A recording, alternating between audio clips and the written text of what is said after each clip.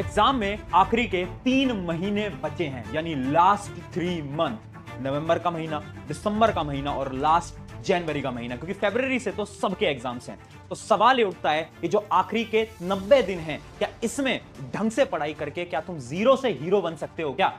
अगर मैं तुम्हें सच बताऊं ना, तो एक्चुअली में 90 डेज भी नहीं बचे हैं। इस 90 डेज को कट करके यहां पर 75 डेज लिख दो। पता है क्यों? क्योंकि जो बचे हुए 15 दिन है ना जनवरी के, वो तो रिवीजन में जाने वाले हैं। यानी तुम्हारे पास सिर्फ और सिर्फ 75 डेज बचे हैं। क्या इस 75 डेज के अंदर तुम कमबैक कर सकते हो क्या?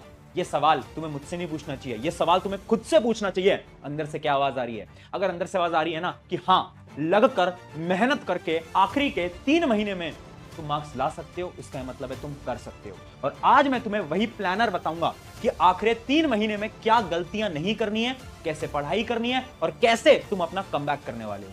तो हाय एवरीवन, मैं हूं आप सभी का अपना प्रशांत भैया। ये जो पीछे सवाल लिखा हुआ है ना, इज इट पॉसिबल, यानी क्या सच में इतने कम समय के अंदर पढ़ के अच्छे मार्क्स लाना, यानी 90% से ज्यादा स्कोर करना क्लास 9 के अंदर, क्लास 10 के अंदर पॉसिबल है भी या नहीं? मैं ना तुम्हें झूठ नहीं बोलूंगा, मैं तुम्हें सच बोलूंगा, क्योंकि तुम्हारा बड़ा भाई हूं। पिछले कई साल से मैं ऐसे हजारों स्टूडेंट को देखता हूं जिनके हाफ ईयरली में कम मार्क्स आते हैं, प्री बोर्ड में भी कम मार्क्स आते हैं, लेकिन वो आखिरी के 2 से 3 महीने के अंदर लगकर मेहनत करते हैं और उनका जो फाइनल स्कोर होता है वो 90 प्लस होता है। ऐसे कई एग्जांपल्स हैं मेरे पास, तुम अपने सीनियर से भी पूछोगे तो उन्होंने भी करा है। लेकिन यहां पर एक चीज तुम्हें समझनी पड़ेगी कि हर कोई नहीं कर पाता, बहुत कम लोग हैं जो कि ये कर पाते हैं। और वो कम लोग क्यों कर पाते हैं? क्योंकि वो डेडिकेशन से पढ़ते हैं, मेहनत से पढ़ते हैं, लगकर मेहनत करते हैं। तो ये जो सवाल है ना, इज इट पॉसिबल, ये तुम्हें खुद से पूछना पड़ेगा। तुम्हें खुद से 3 सवाल पूछने पड़ेंगे और उनका अगर आंसर यस होगा, इसका यह मतलब है कि तुम अचीव कर लोगे, और अगर एक का भी आंसर नो आया, यानी तुम नहीं कर पाओगे। क्वेश्चन नंबर 1, क्या तुम अगले 90 दिन के लिए अपने सारे डिस्ट्रैक्शंस को भूलकर शिद्दत से पढ़ाई कर सकते हो? यस और नो। दूसरा सवाल, क्या तुम अपने दोस्तों से कट होकर, अपनी फैमिली से कट होकर एक कमरे में बैठ के लगातार हर रोज 3 से 4 घंटे सेल्फ स्टडी कर सकते हो? यस और नो। और आखिरी क्वेश्चन, ये जो तुम्हारा सपना है ना, ये जो तुम्हारा ड्रीम है, 90%, 95%, इसके पीछे का रीजन तुम्हें पता है? यानी क्या तुम्हें अपना वाई क्लियर है कि इतनी मेहनत लगानी क्यों है? अपने पेरेंट्स को प्रूव करने के लिए, अपने रिश्तेदारों को प्रूव करने के लिए, दोस्तों को प्रूव करने के लिए इतनी मेहनत क्यों करनी है तुम्हें? क्या तुम्हें रीजन पता है? यस या फिर नो। अगर इन तीनों क्वेश्चंस का आंसर यस है ना, तो सबसे पहले कमेंट में यस लिख देना, और इसका यह मतलब है कि यस, इट इज पॉसिबल। तुम कर सकते हो, बिल्कुल कर सकते हो। सबसे पहले ना एक पेपर उठाओ, आज एक पेपर उठा लो, उस पेपर पे अपना गोल लिख दो। डरो मत यार, बिल्कुल मत डरे। लोग आएंगे, लोग बोलते हैं कि यार गोल लिखने से क्या होता है। मैं बोल रहा हूं अपना गोल लिख दो। तुम्हारा सपना अगर 95% है, 98% है, 90% है, अरे 80% है, वो भी लिख, एक पेपर पे लिख और चिपका दे आज अपनी डेस्क के सामने, चिपका दे आज। ठीक है, पहला तो ये है। अब कैसे पढ़ना है आजा, एक एक मंथ की स्ट्रैटेजी बताऊंगा, फॉलो करना पड़ेगा। अगर आज इस वीडियो को नॉर्मली देखे और तुम चले गए, कोई फायदा नहीं होगा। मैं तेरा बड़ा भाई हूं, इसलिए मैं तुझे समझाना चाह रहा हूं कि अब भी समय है, प्लीज इसको फॉलो कर, प्लीज यार। आजा, सबसे पहले आता है नवंबर का महीना। नवंबर के महीने में हमें क्या करना है? मैं मान के चल रहा हूं वो स्टूडेंट्स जिन्होंने अभी तक ज्यादा पढ़ाई नहीं करी है, तो नवंबर का महीना तुम्हारे लिए गोल्ड माइन होने वाला है। यानी इस महीने के अंदर तुम अपना 70% तक सिलेबस कंप्लीट करोगे, यानी करोगे। भैया कैसे करेंगे? इतना सारा सिलेबस है, टाइम इतना कम है। बिल्कुल करना पड़ेगा, मेहनत से पढ़ना पड़ेगा। भैया कितने घंटे पढ़ना है? सेल्फ स्टडी हर रोज 3 से 4 घंटे इनफ है, इससे ऊपर नहीं जाना, इतना इनफ है। अब यहां पर 3 स्टेप्स हैं जो कि तुम्हें फॉलो करने हैं। कैसे? सबसे पहला स्टेप नंबर 1 है डिवाइड योर चैप्टर्स, यानी अपने चैप्टर्स को डिवाइड करो। जैसे कि मैं एग्जांपल लेता हूं साइंस का, तो साइंस के हर एक चैप्टर को डिवाइड कर दो 3 जोन के अंदर, red zone, yellow zone, green zone. Red zone वो है जो कि वो वाले चैप्टर होते हैं ना जिनका वेटेज बहुत ज्यादा होता है, जो कि आपके स्कूल एग्जाम्स के अंदर, बोर्ड एग्जाम्स के अंदर बहुत हाई वेटेज के आएंगे, वो होंगे रेड जोन के अंदर। फिर येलो जोन के अंदर वो जो थोड़े कम प्रायोरिटी वाले हैं, और ग्रीन जोन के अंदर वो चैप्टर्स आएंगे जिनका वेटेज बहुत कम है। और तुम बोलोगे भैया हमें कैसे पता कौन सा चैप्टर इंपॉर्टेंट है कौन सा कम इंपॉर्टेंट है, तो तेरा यहाँ पर प्रशांत भैया खड़ा है ना, तू क्यों टेंशन ले रहा है। तो देख यहाँ पर मैंने तुम्हारे लिए सब कुछ बना दिया है, क्लास 10th के लिए भी क्लास 9th के लिए भी, दोनों के लिए। जैसे क्लास 10th के रेड जोन वाले टॉपिक्स मैंने बना रखे हैं कि ये कुछ ऐसे टॉपिक है जो कि पढ़ने ही पढ़ने हैं, इनको तो मत छोड़ना क्योंकि इन्हीं में से पेपर आएगा। फिर आते हैं येलो जोन की तरफ, तो जो येलो जोन है वो थोड़े कम प्रायोरिटी में, और ये जो ग्रीन जोन है ये उससे भी कम प्रायोरिटी का है। सिर्फ साइंस का नहीं, एसएसटी का भी, मैथ्स का भी, सबका तुम्हें एक पीडीएफ के अंदर लिंक मिल जाएगा जिसके अंदर आपको सब कुछ मिल रहा होगा। ये आप देख सकते हो क्लास 9th के ये कुछ चैप्टर्स हैं जो कि रेड जोन के अंदर हैं, ये येलो ये ग्रीन। सिमिलरली हमने क्या करा है, एसएसटी के लिए भी ऐसे डिटेल में बना दिया है। पर भैया इसका फायदा क्या है, अब देखो टाइम कम है, तो सबसे पहले हम वो पढ़ेंगे जो कि हमारे लिए इंपॉर्टेंट है। हमारे लिए क्या इंपॉर्टेंट है, वो टॉपिक्स जिनका वेटेज हाई है, क्योंकि पेपर तो वहीं से आएगा। तो सबसे पहले हम फोकस करेंगे कि ये रेड जोन वाले टॉपिक हम फटाफट से निपटा दें, ठीक है। इसी वजह से मैंने लिखा नवंबर के महीने में 70% सिलेबस खत्म करना है। 70% से मेरा मतलब है कि ये जो रेड जोन के टॉपिक्स हैं और कुछ कुछ येलो जोन के टॉपिक्स हैं, ये तुम्हारे नवंबर के महीने में खत्म हो जाने चाहिए एनी हाउ, कैसे भी मुझे नहीं पता, बट ये खत्म होने चाहिए। कर रहे हो वादा, कर रहे हो प्रॉमिस? अगर ये कर लिया ना तो मजा आ जाएगा, ठीक है। पूरा प्लानर बता रहा हूं, सुनते चलो। ये तुम्हें कैसे करना है, रेड जोन और थोड़ा बहुत येलो जोन, ये नवंबर में तुम्हारा पूरी तरीके से खत्म हो जाना चाहिए। एसएसटी भी, मैथ्स भी, साइंस भी, इंग्लिश भी, हिंदी भी, सबके लिए, ठीक है। तो ये चीज आपको समझ आ गई। अब अगला क्या स्टेप है, अगला स्टेप है 7 डे रूल। क्या बोलता है 7 डे रूल? देखो यार, मुझे पता है अचानक से जब तुम पढ़ने बैठोगे ना तो तुम्हारा मन नहीं करेगा पढ़ने का, ये दिमाग तुमसे बोलेगा कि यार मत पढ़, डिस्ट्रैक्टेड हो जा, मोबाइल चला ले, खेलने चला जा। तो इसको कंट्रोल में कैसे लाओगे? अगले 7 दिन के लिए ना तुम्हें थोड़ा सा ना खुद पे कंट्रोल रखना पड़ेगा। 7 दिन बाद खुद ब खुद आदत लग जाएगी। भैया वो कंट्रोल कैसे रखेंगे? हर रोज जैसे ही सुबह उठ रहे हो ना, टारगेट्स लिख दो कि आज तुम्हें क्या पढ़ना है। मान लो एक एक डायरी बना लो यार, एक डायरी बना लो सेपरेटली। 25 रुपए की, 30 रुपए की, 50 रुपए की डायरी आएगी। एक छोटी सी इन्वेस्टमेंट करो, एक डायरी बना लो छोटी सी, उसमें हर रोज अपने टारगेट्स लिखने हैं कि ठीक है आज मेरा टारगेट नंबर 1 ये है, टारगेट नंबर 2 ये है, टारगेट नंबर 3 ये है, टारगेट नंबर 4 ये है। 4 टारगेट लिख लिए। अब जब रात को सोने जा रहे हो ना तो देखो कितने टारगेट्स तुम पूरे कर पाए, और जितने टारगेट्स तुम पूरे कर पाए ना उनके आगे कट लगाओ। कैसे? इनको कट करो, ऐसे ऐसे ऐसे ऐसे। जब रात को सोओगे और ये टारगेट्स को कट करोगे ना तो देखना डेली एक सेटिस्फैक्शन महसूस होगा, और ये जो सेटिस्फैक्शन है ना ये तुम्हें आगे मेहनत करवाएगा। क्या बोल रहा हूं मैं कि ये सेटिस्फैक्शन बहुत इंपॉर्टेंट है। इसलिए हर रोज तुम्हें क्या करना है, टारगेट्स लिखने हैं और उन टारगेट्स को कंप्लीट करना है और उन टारगेट्स को कट करना है। जब वो टारगेट्स कट होंगे अंदर से मोटिवेशन आएगा, एनर्जी आएगा, और तुम्हें लगेगा कि अब आया ना मजा, अब हो रहा है हमारा कमबैक। वो एनर्जी आएगी हर रोज, ठीक है। तो ये होता है हमारा 7 डे। 7 दिन तक करोगे, 8वें दिन आदत पड़ जाएगी पढ़ने की, मजा आने लगेगा पढ़ने में। मैं बोल रहा हूं अगले 7 दिन मुश्किल रहेंगे, पर तुमने चैलेंज लिया है, तुमने वादा किया है तो करना पड़ेगा। आगे बढ़ते हैं। अब फाइनली स्टेप नंबर 3, पढ़ना कैसे है भैया वो तो हम समझ ही नहीं पा रहे हैं। अरे बहुत सिंपल है, हर वीडियो में बोल चुका हूं, ज्यादा दिमाग मत लगाओ, जितना मैं बोल रहा हूं उतना करो। क्या करना है, 1 शॉट वीडियो उठा लो, एसएसटी की, मैथ्स की, साइंस की, जिससे भी तुम पढ़ रहे हो। अगर साइंस मुझसे पढ़ रहे हो उठाओ 1 शॉट, फटाफट से 1 शॉट देखो। बट 1 शॉट देखना टाइमर मेथड की मदद से। टाइमर मेथड क्या बोलता है, टाइमर मेथड ये बोलता है जब भी हम पढ़ रहे हैं, ठीक है, तो हम ना टाइमर लगा दें।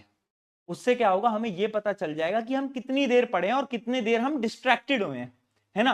बहुत सारे बच्चे हैं जो कि लेक्चर चला देते हैं, फिर थोड़ी देर इंस्टाग्राम पे रील चलाने लगते हैं, फ्री फायर खेलने लगते हैं। तो वो तुम्हें पता होना चाहिए। मैं क्या करता था अपने टाइम पे, अलार्म लगा लेता था हर 1 घंटे पे। 12 से 1 बजे पे अलार्म लगा लिया, 1 से 2 बजे पे अलार्म लगा लिया। उससे क्या होता था, जब 1 बजे वो अलार्म बजता था तो मुझे पता चलता था अरे यार मैं तो पढ़ने बैठा था, मैं अपने मोबाइल फोन पे कैसे पहुंच गया। मुझे रियलाइजेशन होता था, फिर मैं वापस पढ़ने बैठ जाता था।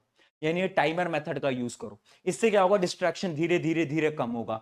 उसके बाद क्या करना है, नोट्स बनाओ यार खुद के। अभी टाइम है, नोट्स बना सकते हो, अभी एग्जाम एकदम नहीं आ गए हैं। वो आखिरी का जब 1 महीना बचता है तब दूसरों के नोट्स लिए जाते हैं, अभी टाइम है। तुम खुद के नोट्स बनाओ। मैं क्यों बोल रहा हूं खुद के नोट्स से क्या होगा, राइटिंग प्रैक्टिस होगी यार। कितने ऐसे स्टूडेंट हैं जिनको आता सब है बट लिखना ही नहीं आता, और जब तक तुम लिख नहीं पाओगे बोर्ड एग्जाम के अंदर, स्कूल एग्जाम्स के अंदर कभी स्कोर ही नहीं कर पाओगे। तो यानी नोट्स बनाओ, खुद से लिख लिख के काम करो। और फाइनली सबसे इंपॉर्टेंट चीज स्पेशली क्लास 10th के स्टूडेंट्स के लिए, क्वेश्चन प्रैक्टिस। मैं फिर बोल रहा हूं, क्लास 10th के बोर्ड के अंदर अगर तुम क्वेश्चन प्रैक्टिस के बिना जा रहे हो, कोई फायदा नहीं है। क्योंकि अब ना सवाल उतने आसान नहीं आते। अगर तुम आज से 2 साल 3 साल पहले देखोगे तो बहुत इजी पेपर आता था। अब पेपर आता है कॉम्पिटेंसी बेस्ड। उसके लिए तुम्हें क्या करना है, क्वेश्चंस लगाने हैं यार। क्वेश्चंस पे फोकस करना है तुम्हें। जितने ज्यादा तुम क्वेश्चंस लगा पाओगे तभी तो तुम्हारा दिमाग चलेगा। ठीक है, ये चीज समझ में आ गई। नवंबर में ये 3 चीजें तुम्हें करनी रहेंगी। अब आ जाते हैं किसके ऊपर, अगले महीने के ऊपर, यानी अब दिसंबर स्टार्ट होने वाला है, ऐसा हम मान लेते हैं।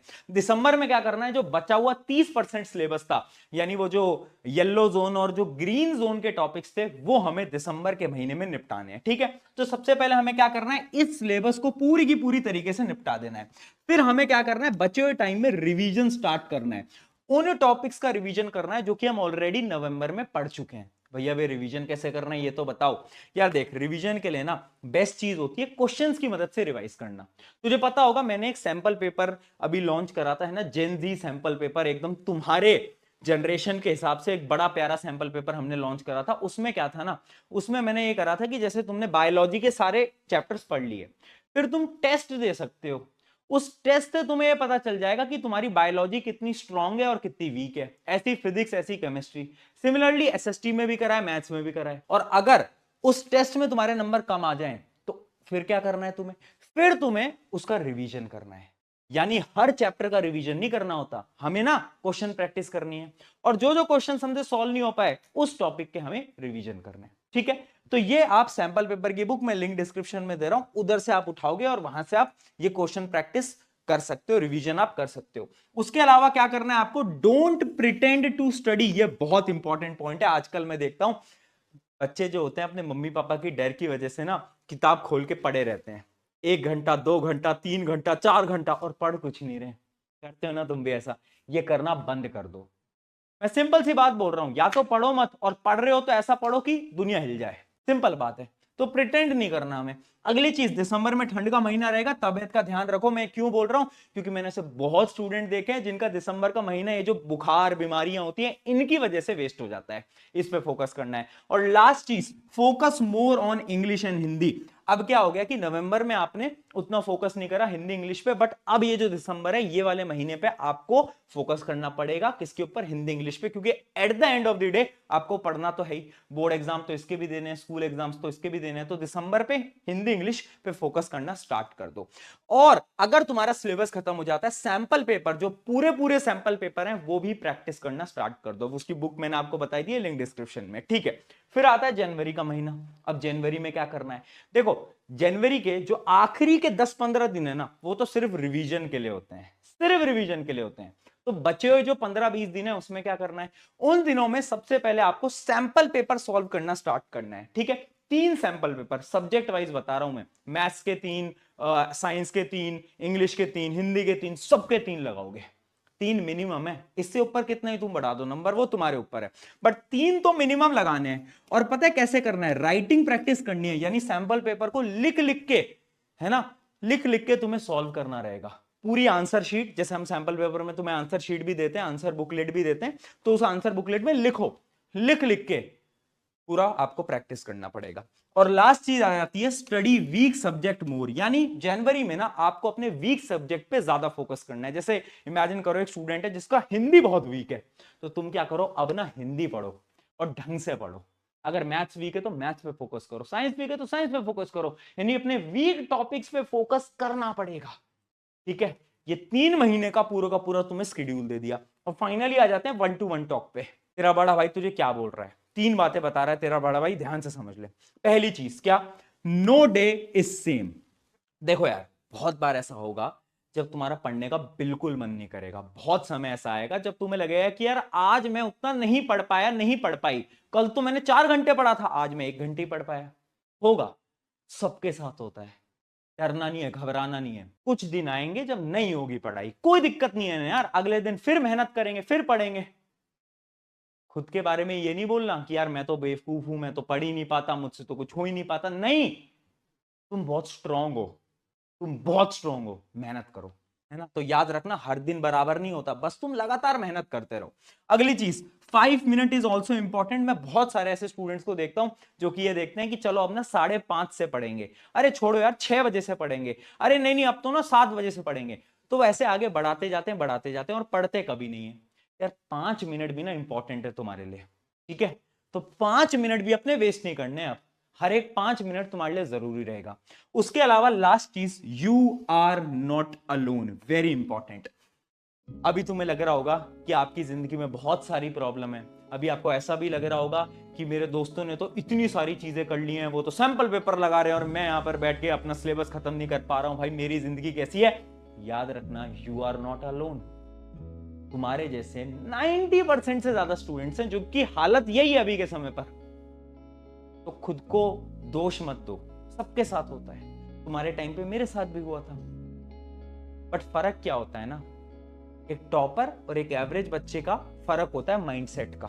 एक टॉपर को पता है कि चलो समय कम है बट अगर मैंने मेहनत करी तो मैं कर लूंगा, मैं कर लूंगी। जबकि एवरेज लोग मेहनत नहीं करते। ये एक छोटा सा फर्क है, ये माइंडसेट का फर्क है। इसलिए तुम ये सोचो कि चलो यार अभी तक का समय खराब कर दिया, ठीक है कोई दिक्कत नहीं है, बट अब से लगना पड़ेगा, मेहनत करनी पड़ेगी, शिद्दत से काम करना पड़ेगा। और याद रखना, this exam will be best exam of your life. जाओ अब लग जाओ, ठीक है। बस इसको सुन के नहीं जाना है, इनको इंप्लीमेंट भी करना है। Take care. मेरा नाम है प्रशांत, मिलते हैं किसी नेक्स्ट वीडियो के अंदर।